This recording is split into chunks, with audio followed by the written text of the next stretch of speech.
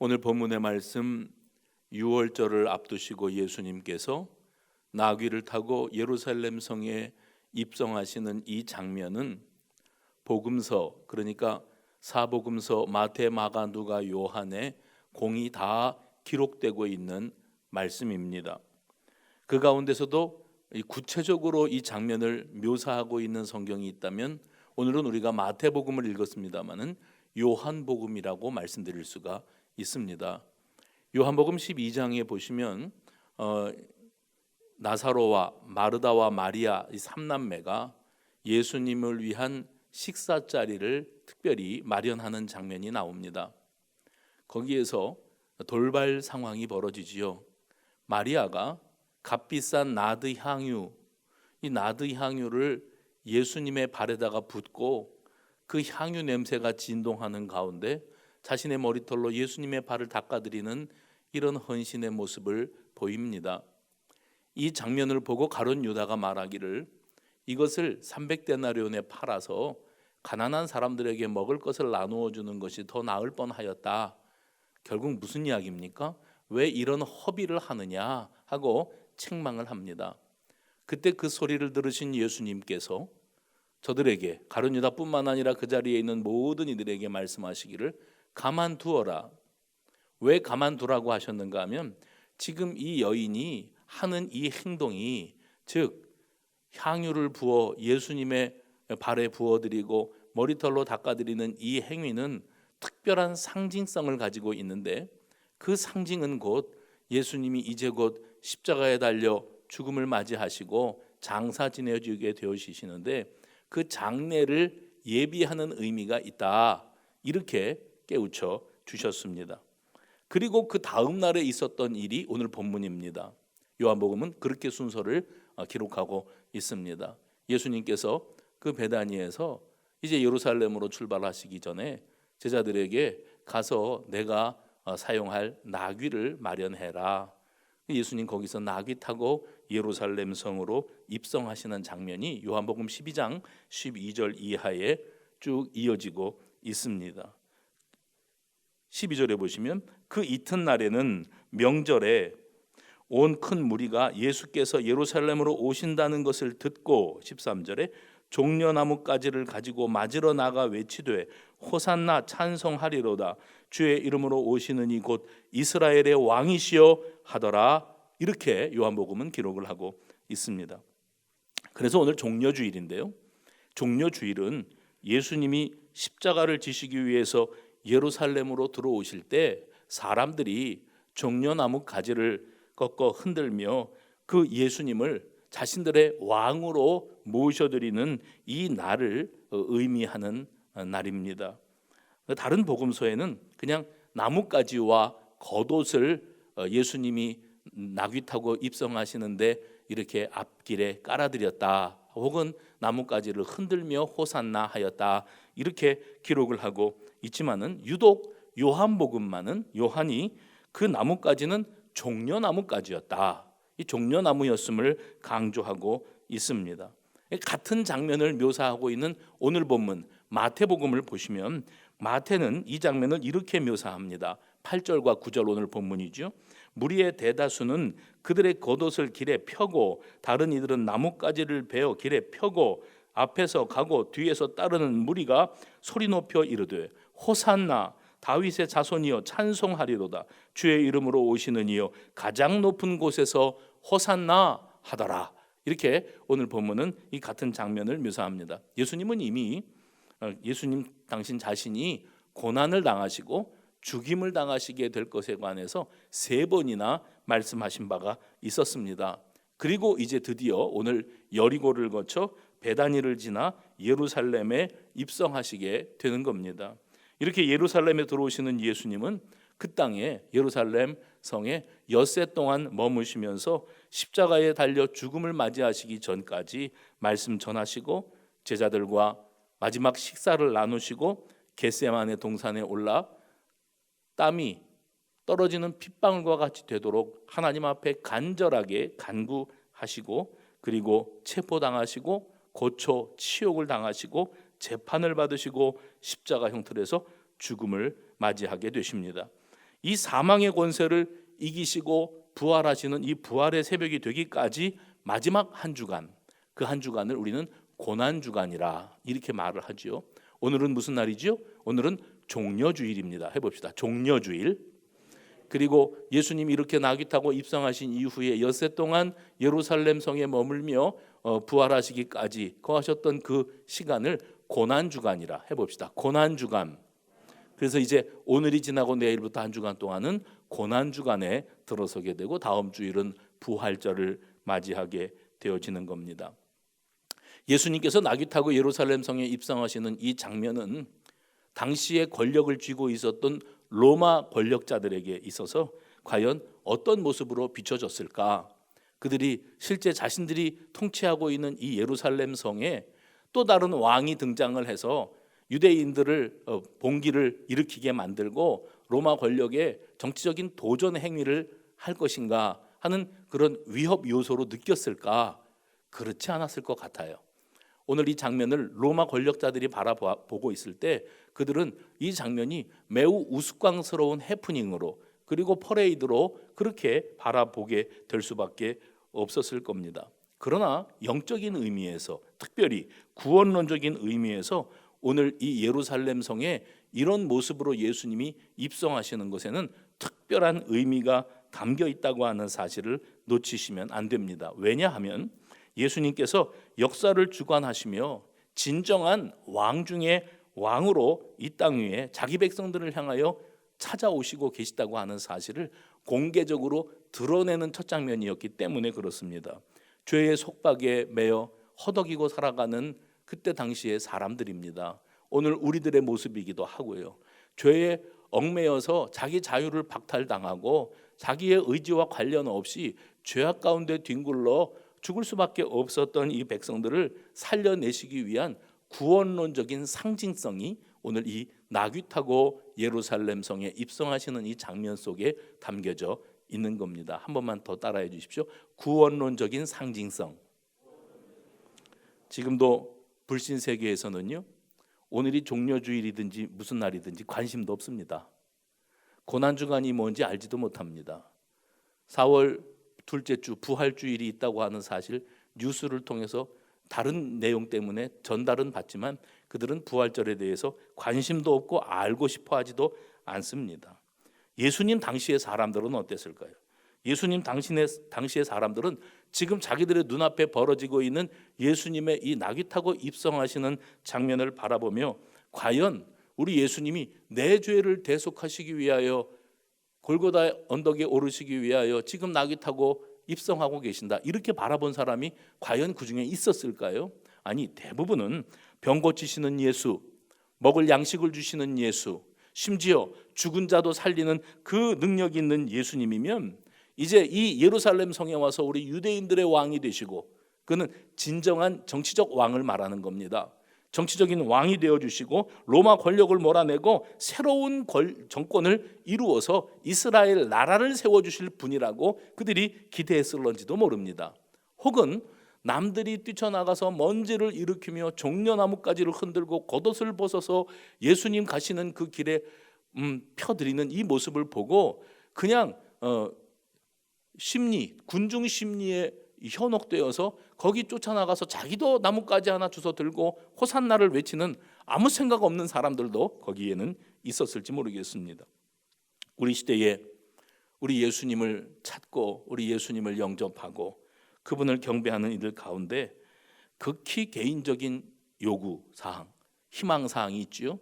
주님께서 나의 무엇을 해결해 주시고, 주님께서 나에게 병도 고쳐주시고 물질도 주시고 직업도 주시고 이 경제 위기 속에서 벗어나게 해주시리라고 하는 그런 기대감을 가지고, 그러니 문제 해결자로서의 예수, 그러면 당시 유대인들에게 있어서 지금 로마 권력 앞에 무릎을 꿇고 그 억압을 당하며 살아갈 수밖에 없는 현실의 문제에서 우리를 해방시켜줄 예수, 그 예수를 이렇게 환영하는 모습과 우리들 이 시대에 예수님을 이 종려주일에 영접하는 모습에 과연 얼마나 큰 차이점이 보이겠는가, 이것은 한번 생각해 볼 부분이라고 말씀드릴 수가 있습니다.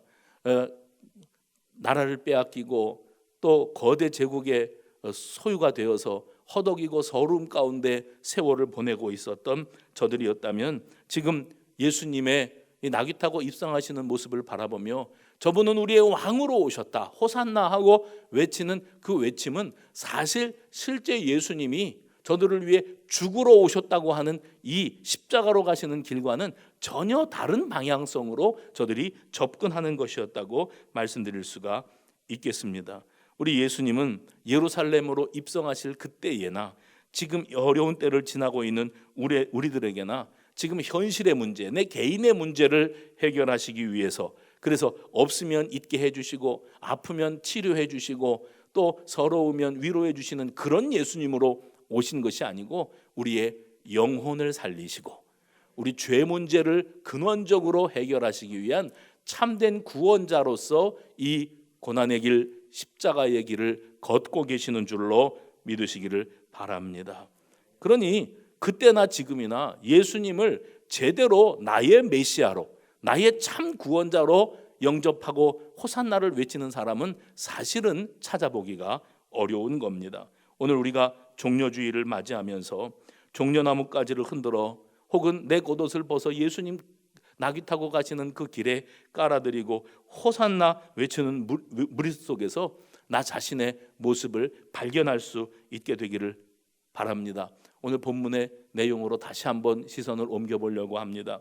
감람산 동쪽 기슭에 벳바게라고 하는 마을이 있었습니다. 마가복음과 누가복음은 오늘 이 사건이 일어난 장소를 베다니와 벳바게에서부터 시작되었다 이렇게 묘사를 하고 있습니다. 베다니는 여러분이 알고 계시는 것처럼 나사로, 마리아, 마르다가 삼남매가 지내던 유명한 마을이지요. 이 마을은 여리고와 예루살렘 사이에 감람산 동쪽 기슭에 자리하고 있는 마을이었습니다. 벳바게라고 하면 이 베다니와 예루살렘 사이에 자리하고 있는데 학자들은 말하기를 베다니와 벳바게는 거의 한 동네와 같이 이렇게 밀접하게 붙어 있는 곳이었다 이렇게 판단들을 하고 있습니다. 여기에서 예수님이 나귀를 타시고 예루살렘 성으로 들어가십니다. 척박한 광야입니다. 그리고 메마른 땅입니다. 먼지가 날리는 건조한 언덕길에 예수님을 태운 나귀가 헉헉거리면서 한 걸음 한 걸음 예루살렘으로 발길을 옮기고 있습니다.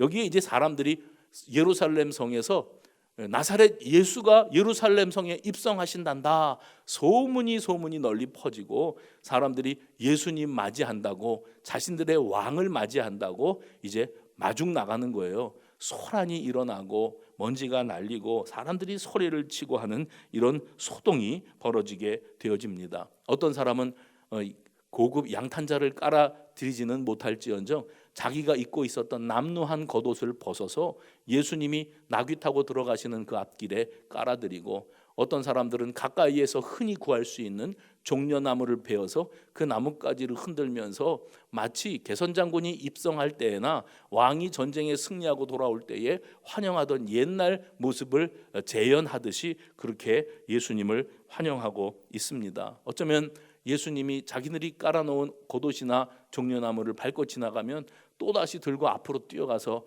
그 예수님 가시는 길에 깔아드리고 또 깔아드리지는 않았을까 생각이 됩니다. 그때 저들의 입에서는 호산나 다윗의 자손이여 하면서 주님을 찬양하고 있었지요. 제가 이 장면을 머릿속으로 그리면서 말씀 준비를 하다가 유튜브에서 이런 장면을 찾아봤습니다. 이때 당시의 장면을 고스란히 재현하기는 어려웠겠지만은 영화 영상입니다. 성화 영화를 만들면서 예수님이 예루살렘 성에 입성하시는 장면을 재현한 자료가 있어서 한 2분 남짓 되어지는데요. 그 장면을 여러분이 한번 보시면 실제 상황은 아니지만 재현한 것이니까 아마 지금 말로만 듣고 활자로만 읽는 것과는 또 다른 마음에 와닿는 면이 있지 않을까 싶어서 잠깐 동안 이 영상 한번 보시겠습니다.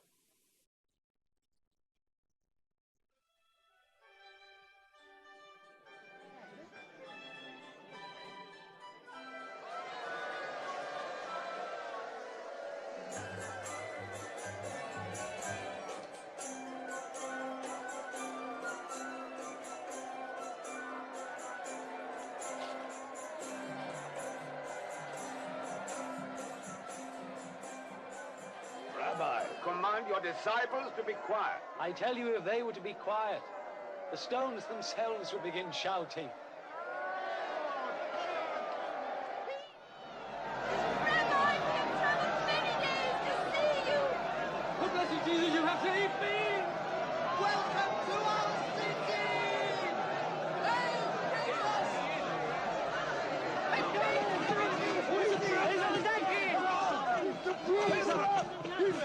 He raised Lazarus from the dead. Who is this Jesus of Nazareth? He's a prophet, a great prophet. A prophet? On a donkey?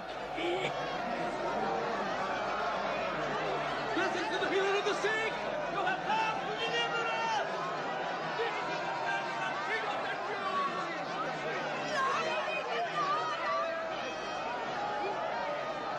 Isaiah said, Jerusalem, daughter of Zion, behold thy king cometh unto thee, humble and meek. Honor to the Lord, Son of David. Master, you are the hope of Israel!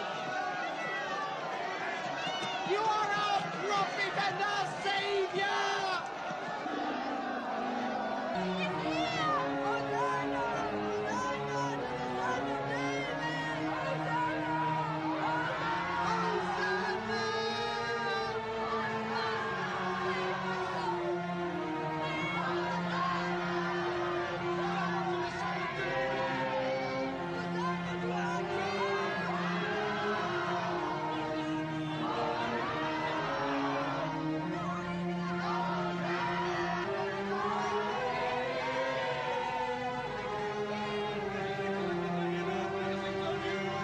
You see, we are not succeeding at all. Look, the whole world is following him.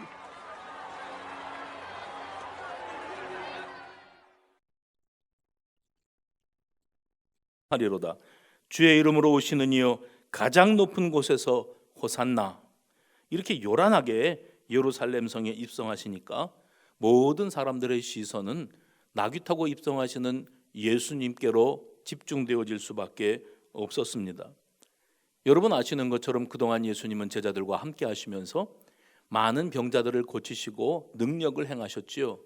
그때마다 당부하시기를 이러한 일을 사람들에게 알리지 말라고 당부하셨던 그 예수님을 생각한다면 오늘 이렇게 야단스럽게 세상 사람들의 주목을 받으면서 예루살렘 성에 입성하시는 것은 특별한 의도가 담겨 있는 사건이었다, 이렇게 해석할 수 있습니다.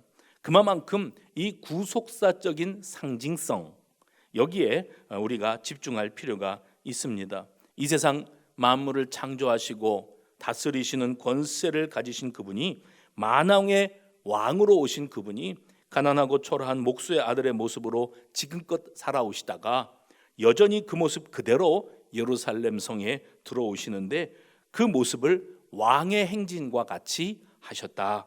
세상의 왕이나 개선 장군이 성에 돌아올 때에 하던 그 모습을 재현하게 되었다. 그런데 그 모습은 지난 역사 속의 왕들이나 장군들이 개선할 때의 모습과는 판이하게 다르게 초라하고 남루하고 보잘것없는 장면이었습니다.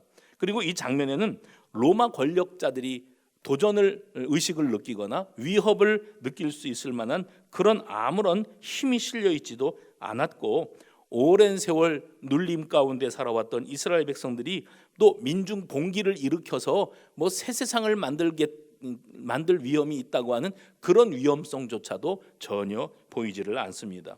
이 장면에는 혁명가 예수, 이스라엘 백성들의 세력을 규합해서 새로운 나라를 건설할 민족의 해방자 예수의 모습도 담겨 있지 않습니다. 오로지 여기에는 하늘 높이 피어오르는 뿌연 흙먼지들과 흥분한 군중들의 외침소리와 작은 소동만 있었을 뿐입니다. 그리고 이 흥분한 군중들의 외침소리와 소동은 며칠 있다가 예수님께서 홀로 이 십자가를 지시고 갈보리 언덕을 오르실 때에 또 다시 재현되게 됩니다. 수많은 사람들이 예수 십자가에 달려 죽는 모습을 보겠다고 구경꾼으로 나와왔고, 심지어 그들 가운데 어떤 이들은 지난밤 재판에서 십자가에 못 박으라고 한 목소리로 외쳤던 그런 사람들도 거기에 있었던 겁니다. 그래서 어떤 면에서는 예수님 예루살렘 성에 입성할 때의 이 소란하고 소동스러운 모습보다 예수님 십자가에 달리실 때의 그 모습이 더 대단한 모습이었다, 야단스러운 모습이었다고 말씀드릴 수가 있습니다. 그런데 예루살렘 성에 이렇게 입성하실 때에나 십자가에 달려 죽으실 때에나 이 모든 일들은 다 우연히 어쩌다 그렇게 된 것이 아니요, 하나님의 구원 의도, 구원 계획의 큰 그림 속에 있는 것이고, 예수님께서 스스로 그 길을 걸어가신 일이었다고 말씀드릴 수 있습니다. 그러면 오늘 본문의 이 장면은 예수님이 친히 만드신 장면이었다, 의도하신 장면이었다고 단언할 수 있습니다. 그리고 왜 그렇게 하셨을까 하는 질문을 던진다면, 예수님은 십자가 고난과 죽음을 위하여 오늘 이 예루살렘에 이런 모습으로 입성하신 것이었다고 말씀드릴 수가 있습니다.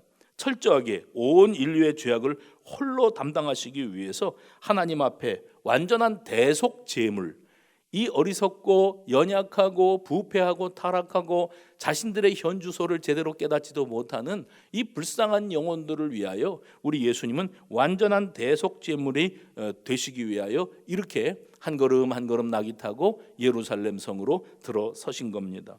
제자들이 일찍이 맞은편 마을로 가서 거기에 매인 나귀와 나귀 새끼를 풀어오라, 끌고 오라 하셨던 예수님의 명령을 수행했지요. 그 명령을 수행한 것이 이것이 우연히 되어진 일이 아니었다는 사실을 제자들이 나중에 깨닫습니다. 이 나귀가 구약의 어떤 선지자의 예언 속에 등장했던 장면이고, 그것은 그냥 말씀 속에 예언된 말씀으로만 그치는 것이 아니고, 오늘 우리 앞에 예수님이 친히 가서 나귀를 끌고 와라 하심으로 우리가 나귀를 끌어다 드렸고, 그 나귀를 타시고 입성하시는데 그 모습, 왕으로 예루살렘 성에 입성하시는 그 모습은 이미 구약 성경의 예언자들을 통하여 예언되었던 장면이라고 하는 사실을 저들이 깨닫게 되는 겁니다. 그래서 오늘 보면 4절 말씀해 보시면, 이는 선지자를 통하여 하신 말씀을 이루려 하심이라. 예언이 있었고요, 그리고 수백 년이 지나서 오늘 그 예언이 그대로 성취가 되고 있는 겁니다. 해봅시다. 예언, 성취. 예언은 오래전에 되어진 일이기 때문에 사람들이 그걸 일일이 기억하고 오늘이나 내일이나 나귀가 등장하려나 그리고 기다리는 건 아니에요. 그러니 예수님이 나귀 끌고 와라 그래도 저들이 구약 스가랴서 9장을 떠올린 사람이 그 중에 없었습니다. 성경 마태는 오늘 이 장면을 기록하면서 이 말씀은 구약 스가랴 9장 9절의 말씀이 그대로 이루어진 것이었다, 뒤늦게 그것을 깨닫고 성경을 기록하면서 이 구절을 여기다가 집어넣은 겁니다. 그래서 마태복음에 스가랴 9장에 나오는 장면이 이것이다 하고 인용하고 있는데, 그 구절은 시온 딸에게 이르기를 내 왕이 내게 임하나니 그는 겸손하여 나귀 곧 멍에 매는 짐승의 새끼를 탔도다 하라, 이렇게 인용했습니다. 이게 이제 오늘 본문에 나오는 인용인데, 실제로 스가랴 9장 9절을 찾아가 보면 스가랴 9장 9절에는 조금 다르게 표현이 됩니다. 구약에 기록된 본문 내용을 제가 읽어드리죠. 시온에 따라 크게 기뻐할지어다, 예루살렘에 따라 즐거이 부를지어다. 보라, 내 왕이 내게 임하시나니, 내 왕이 내게 임하시나니 그는 공의로우시며 구원을 베푸시며 겸손하여서 나귀를 타시나니 나귀의 작은 것 곧 나귀 새끼니라. 그러니까 이 스가랴 선지자가 얼마나 구체적으로 이 장면을 묘사하고 있었는지를 우리가 새삼 발견하게 되어지는 거고, 그 장면이 바로 오늘 이렇게 우리 앞에 눈앞에 펼쳐지는 것이로구나, 이것을 무릎을 탁 치면서 공감하게 되어지는 겁니다. 나귀를 타시고 오시는 왕을 스가랴가 언뜻 비춰줬는데, 그분은 겸손하시기 때문에 우리의 구원자로 오시는 그분이 나귀를 타고 예루살렘 성에 입성하시는데 겸손하시기 때문에 나귀 새끼를 타고 들어오신다. 근데 실제로 이 제자들이 그 장면을 눈으로 목격했고, 그리고 예수님 체포당하시고 고난당하시고 죽임을 당하시고 부활하시고 승천하신 이후에 예수님과 관련된 내용들을 떠올리며 기록해 나가다가 마태가 깨닫는 거예요. 그것이 우연히 이루어진 일이 아니었고 다 말씀이 예언되었고 그 예언이 성취된 사건이었구나. 이것을 비로소 저들이 깨닫고 이렇게 기록을 하고 있는 겁니다. 스가랴 선지자 당시에 말씀이 오늘 왕으로 오신 예수님의 십자가 대속의 죽음으로 인류의 모든 죄악을 대신 짊어지시는 구원자이신 예수님의 모습으로 예루살렘에 나귀 타고 입성하시는 모습으로 성취되었다. 이것을 마태가 강조하고 싶어 하는 겁니다. 여러분, 그래서 구약의 예언과 오늘 본문과의 관계는 말씀 나눈 것처럼 예언과 성취의 관계였다. 이렇게 말씀드릴 수가 있습니다. 그리고 이 두 장면의 연결고리 역할을 하고 있는 공통적인 연결고리 역할을 하는 것이 있다면 그것은 바로 나귀였어요. 구약에 등장했던 그 말씀 속에 나오는 나귀가 우리 눈앞에 예수님이 타고 가시는 그 나귀다. 그래서 이 말씀이 구약의 성취였다고 하는 것을 저들이 깨달을 수 있게 되었던 겁니다. 스가랴 선지자는 그렇게 이제 장차 어떤 분이 메시아로서 오신 그분이 나귀 타고 예루살렘 성에 들어오실 때 너희들을 살리시기 위한 왕으로서 입성하시는 것이다 하고 예언이 되어졌던 거지요. 우리 하나님이 인류 구원을 위한 큰 그림을 세워 놓으셨고 우리 예수님은 그렇게 그 십자가의 길을 걸어 가신 겁니다. 이렇게 예수님은 죄인된 전 인류의 왕이 되셔서 나귀를 타고 예루살렘에 들어오셨습니다. 겉보기에는 예루살렘 성에 사는 평범한 유대인들이 자기들의 기대감을 성취시켜 주실 예수님이 오신다.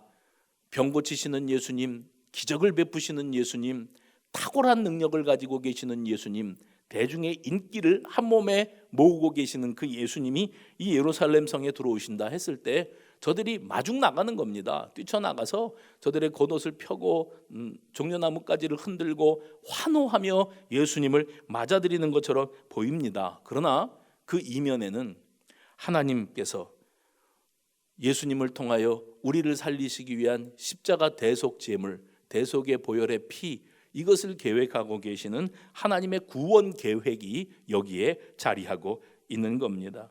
당시의 사람들은 오늘 11절 말씀 보면 예수님을 나사렛 출신의 선지자 이렇게 불렀고 9절 말씀에 보면 다윗의 자손 혹은 주의 이름으로 오시는 이라 이렇게 외치기도 했습니다. 이런 사람들의 외침소리를 충분히 짐작하셨던 예수님이 공개석상에서 일부러 보여주기 위해요. 사람들에게 보이기 위한 방식으로 이런 찬양과 경배와 환영의 외침소리를 들으면서 거기 그렇게 입성하셨고 여기에는 다분히 아버지 하나님의 의도가 담겨져 있었다는 겁니다. 사실 이렇게 외치는 사람들은 예수님을 바라보며 모세를 생각했을지 모릅니다. 430년 동안 애굽에서 종살이하고 억눌림을 당하고 있을 때 그들은 그 땅에서 해방될 만한 아무런 기대감을 가질래야 가질 수가 없었습니다. 하나님께서 나이 80 먹은 모세를 부르셔서 그에게 소명하시고 사명감을 주셔서 그가 지팡이 하나 들고 바로 왕 앞에 섰고 그로 말미암아 하나님의 이적의 능력이 나타나고 바로가 두 손 다 들고 두 팔 들고 항복해서 이제 출애굽의 역사가 이루어지게 된 겁니다. 그 앞에 뭐가 있었지요? 유월절이 있었던 겁니다. 이스라엘 백성들은 유월절을 자기들의 구원 해방의 날로 기억하고 있고 이제 예수님 당시에 예수님이 나귀 타고 예루살렘 성에 들어오실 때 곧 유월절 그 해방의 날이 기념되어지는 그 장면들이 재현되기 때문에 예수님을 통해서 자기들이 살 길이 열려지고 또 자유를 얻게 될 것이라 기대할 수 있었던 겁니다. 그런데 사람들이 기대하는 예수님은 해방자요, 혁명가요, 민족을 구원할 사람으로 바라봤을지 모르지만 예수님은요? 예수님은 그저 메시아로, 구원자로 그의 사명의 길을 묵묵히 걸어가고 계시는 것을 볼 수가 있습니다. 그분이 먼저 자신이 가진 권세와 능력 그리고 대중적인 환호를 이용하고자 했다면 아마 이 장면이 이렇게 연출되어지지는 않았을 거예요. 지금 이 민족이 겪고 있는 서러움과 고통 그리고 두려움과 참 힘들고 버거운 현실들을 생각하면 단번에 이 문제를 해결할 분은 예수밖에 없다. 사람들은 그렇게 기대했을 겁니다. 그런데 예수님은 뭘 하셨지요? 물질적인 가치관으로 변질되어 있는 성전 예배를 폐하셨어요. 그래서 성전에서 장사치들을 내어 쫓으시며 성전을 깨끗게 하시는 일을 행하셨고 다시 베다니로 돌아와서 유월절을 준비하셨습니다. 십자가의 죽음을 준비하고 계셨던 겁니다.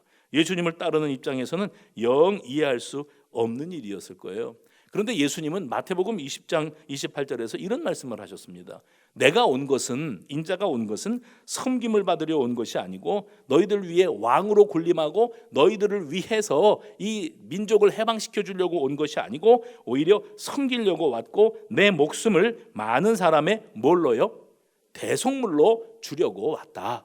예수님이 지금 행하시는 이 일의 궁극적인 목표가 어디에 있는가 하는 것을 예수님이 단언하셨던 겁니다.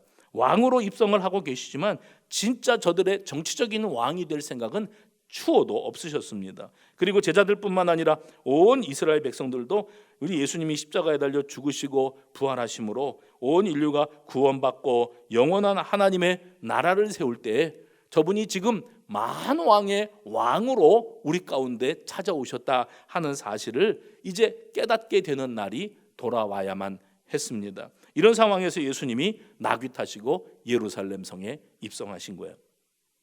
여러분, 저 북한의 김정은이가 백두산에 가끔 올라갑니다. 뉴스에 나오면 사람들은 저 김정은이가 백두산에 갈 때마다 뭔가 중요한 결심을 한다 그러는데 사실은 그것도 아니고요. 그는 자기 정통성을 인정받기 싶기 때문에 모자 쓰고 다니는 거나 코트를 걸치는 거나 손을 코트 단축깃에다가 꽂고 돌아다니는 거나 모든 것이 다 자기 할아버지 김일성이를 흉내내고 있는 겁니다. 이미지 정치라고 말을 하지요. 백두산에 올라갈 때, 그러니까 지금 이 설교할 때는 또 얼른 집중이 잘 되시네요. 백두산에 올라갈 때 그냥 올라가지 않고 좋은 차도 있는데 그 눈 내린 산을 말을 타고 기어 올라갑니다. 말도 그냥 말이 아니고 백마를 탑니다. 왜 그는 꼭 백마를 탈까? 그러니까 뉴스 해설자들이 하는 말이 뭐냐면 여기에 상징성이 있기 때문이다. 백마를 타고자 할 때에 그는 신비주의를 노리고 있다. 이렇게 말을 합니다.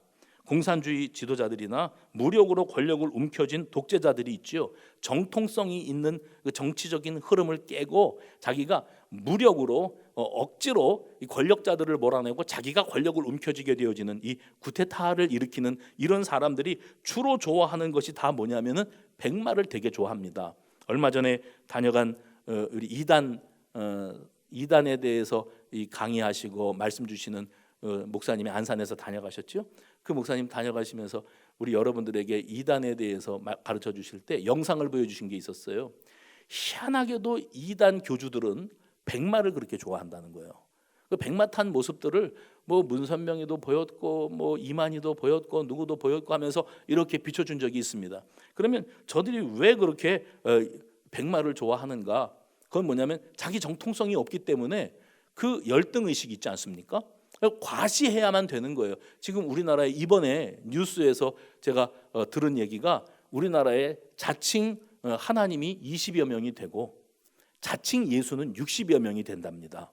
이 정신 나간 사람들이 많이 있는데 저들이 다 그런 거 좋아하는 거예요. 과시하는 거. 왜 과시하고 드러내어 자기 자신을 과대 포장하는 것을 그렇게 중요시할까? 흰옷 입는 것도 왜 그렇게 좋아할까? 그 신비주의에 자기를 집어넣고 사람들로 하여금 자기는 인간의 그 한계를 뛰어넘는 신적인 권세를 가지고 있는 사람인 것처럼 비추이고 싶어 하는데 그만큼 그 사람은 정통성이 없는 거예요.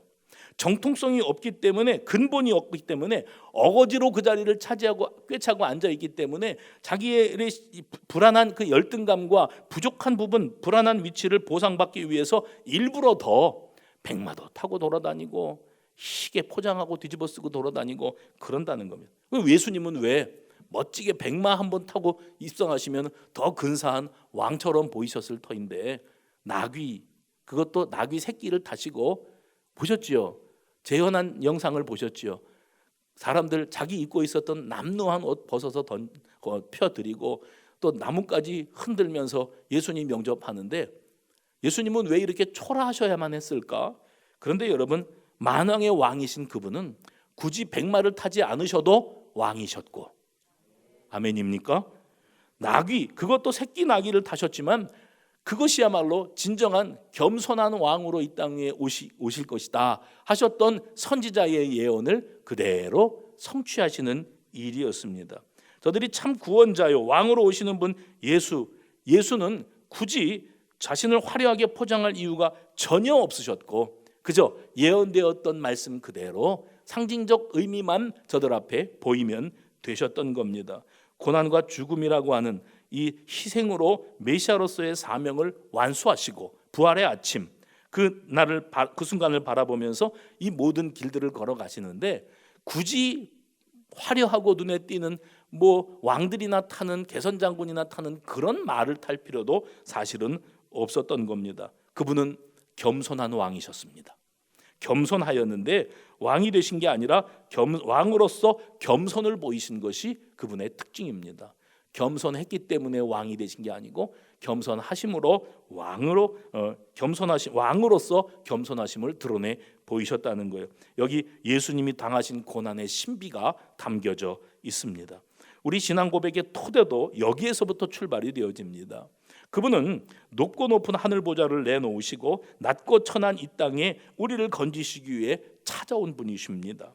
그는 말씀이 육신이 되어 우리 가운데 오신 분이요 고난당하시고 십자가에 달려 죽으셨기에 우리에게 메시아가 되신 것이 아니고 이미 그분은 메시아이셨고 그분은 이미 하나님이셨고 하나님의 아들이시며 말씀이시며 그리스도요 메시아이신 그분이 친히 그 높은 보좌를 내어 던지시고 스스로 십자가에 달려 죽으시는 이 사건이 바로 십자가 사건의 핵심 중에 핵심이었던 겁니다. 안 그래도 백성들은 정치적인 메시아를 갈망하고 있던 차에 예수님 스스로 나귀 타고 입성하심으로 호산나 소리를 들으면서 퍼레이드를 벌이셨으니 아마 이거는 사람들이 볼 때는 저렇게 자신을 드러내는 것은 스스로 아예 죽으려고 작정을 한 일이구나, 자살행위나 다름이 없다, 이런 판단을 분명히 들으실 수 있었습니다. 그러나 오늘 이 장면은 왕으로 오심, 메시아 구원자이심, 만왕의 왕이심을 반드시 대중들 앞에 드러내 보이셔야만 했던 사건이고 하나님이 세상을 이처럼 사랑하사, 할렐루야, 하나님이 세상을 이처럼 사랑하사 독생자를 내어주셔서 저가 인류를 구원하기 위하여 만왕의 왕으로 이 땅에 오셨다고 하는 사실을 선포하는 장면으로서의 종려주일이었던 거예요.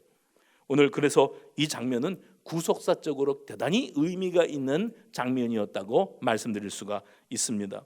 오늘 종려주일을 맞이해서 우리가 다 종려나무까지 들고 예수님 맞으러 뛰어나갈 수는 없지만은 오늘 우리 중심에 그 현장에는 없었던, 찾아볼 수 없었던 그 한 사람이 되기를 원합니다. 우리 중심에 구약 스가랴서에 예언되어 있던 그 말씀 그대로 만왕의 왕으로 우리의 구원자 메시아로 나귀 타고 입성하시는 예수님을 바라보며 우리 중심에 그분을 모셔드리고, 아멘이죠? 모셔드리고 그분을 진심으로 찬양하고 그 구속의 은혜에 감사하고 그분께 나와 내 영혼과 내 생명을 다 맡겨드리고 이제는 정말 그 의미를 제대로 알고 그분이 가시는 길을 알고 그리고 내게 주실 은혜를 깨닫고 외치는 호산나, 진정한 그 호산나의 외침이 오늘 우리의 가슴 속에서부터 울려 퍼지는 종려주일 되시기를 주의 이름으로 축원합니다. 감사 고백입니다. 우리를 살리기 위해 만왕의 왕으로 오신 구원의 주님께 그리 아니하실지라도 그럼에도 불구하고 다 이해할 수 없을 때라도 감사합니다. 기도하겠습니다. 하나님 참으로 감사합니다. 우리를 살리시기 위하여 진정한 왕, 만왕의 왕으로 이 땅 위에 오시는 우리 주님을 중심으로 모셔드리는 우리 모두가 되어지기를 원합니다. 나 개인의 필요를 위하여 아버지를 찾고 우리 주님을 찾고 부르짖는 이들은 많이 있어도 나의 영혼을 살리시기 위하여 우리의 구원자가 되어 이 땅 위에 입성하시는 주님을 제대로 발견하지 못하고 살았음을 회개하오니 용서하여 주옵소서. 이 나라와 민족 전 세계가 몸살을 앓고 있사오니 주여 이 약한 병마가 완전히 뿌리 뽑혀 사라지게 하여 주시고 우리 성도들이 예배당으로 돌아올 수 있도록 우리가 다시 만나 기쁨의 교제를 나눌 수 있도록 역사하여 주시옵소서. 아버지께 영광과 감사와 찬양을 올려드리옵고 예수님의 이름으로 기도하옵나이다. 아멘.